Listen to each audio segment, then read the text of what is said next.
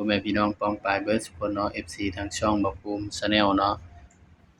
มื้อนี้บ่าวก็สิมาสรุปให้เนาะพี่น้องเนาะสำหรับขนมไทยเนาะของงวดวันที่17มกราคม69เนาะพี่น้องเนาะสำหรับชุดขนมไทยเนาะพี่น้องเนาะสรุปเนาะนี่คือชุดสรุปเนาะครับเนาะย้ำว่าเป็นเพียงชุดสรุปเนาะ17มกราคม69เนาะสำหรับสรุปเนาะพี่น้อง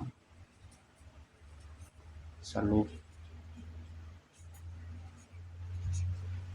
ตำไทยเนาะครับเนาะนี่17มกราคม69เด้อพี่น้องเด้อนี่คือชุดสรุปเนาะพี่น้องเนาะย้ำว่าตัวเลขก็เป็นเพียงแนวทางเนาะพี่น้องเนาะมีเข้าแล้วก็มีหลุดเนาะสรุปก็คือสรุปเนาะครับเนาะ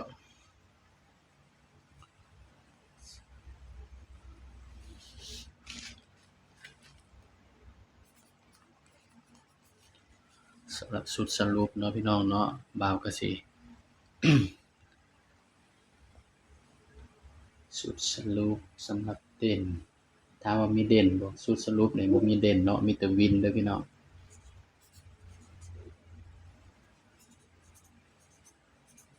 วิน9 2 3 4เนาะนี่คือชุดสรุปเนาะพี่น้องเนาะนี่ชุดสรุปเนาะครับเนาะ9 2 3 4บาดก็มาจับคู่นำกันเด้อพี่น้องสรุปเนาะให้แค่6คู่6หางเนาะพี่น้องเนาะสำหรับชุดสรุปเนาะก็มาเบิ่งชุด3ตัวก่อนพี่น้อง9 2 3 9 3 4 9 2 3 9 3 4 2 4 3นี่คือชุด3ตัวเนาะพี่น้องจับออกจากชุดวินเนาะครับเนาะนี่สำหรับขนมไทยเนาะงวดวันที่17เด้อพี่น้องเด้ออันนี้ก็มาจับชุด2ตัวเนาะ92 93 94 23 24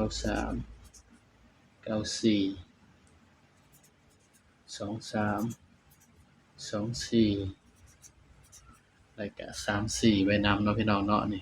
นี่คือชุดสรุปตามไทยเนาะสำหรับ17เนาะพี่น้องเนาะนี่คือชุดสรุปเนาะครับเนาะนี่